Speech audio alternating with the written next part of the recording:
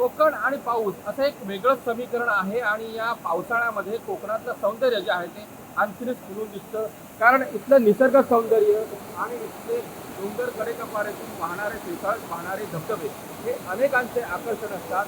यंदा पाऊस लवकर सुरू झालेला आहे, अवकाळी पाऊस. त्याचबरोबर मान्सून देखील यावर्षी लवकर झालेला आहे. गेल्या 8 ते 10 दिवसापासून रत्नागिरीमध्ये संपूर्ण कोकणामध्ये मुसळधार पाऊस कोसळतो आहे. यामुळं कोकणातले जे डोंगर कडेकपारीतून वाहणारे धबधबे जे आता प्रवाहित झालेले आहेत.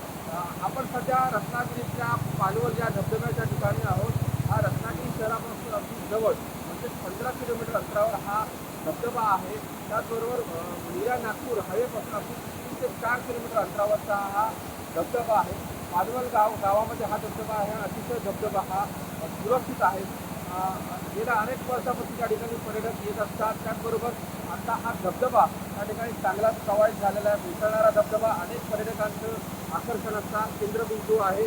त्याचबरोबर गेल्या 8 दिवसापासून रत्नागिरीमध्ये मुसळधार पाऊस कोसळतो आहे. त्याचबरोबर त्या पावसामुळं तिथल्या नद्या असतील, नाल्या असतील, तुडुंब भरून वाहत आहेत. त्याचबरोबर डोंगर कपारीतून मिसळणारे धबधबे देखील इथं मोठ्या प्रमाणात प्रवाहित झालेले आहेत आणि हेच धबधबे अनेक पर्यटकांचं आकर्षणाचं केंद्रबिंदू ठरत आहे. अमोल काले, साम टीव्ही, रत्नागिरी. देश विदेशातील प्रत्येक घडामोडींचे लाईव्ह अपडेट मिळवण्यासाठी आता साम टीव्हीच्या सर्व सोशल मीडिया प्लॅटफॉर्मला लाईक, फॉलो आणि सबस्क्राईब करा. तसंच सर्व नोटिफिकेशनसाठी बेल आयकॉन प्रेस करायला विसरू नका.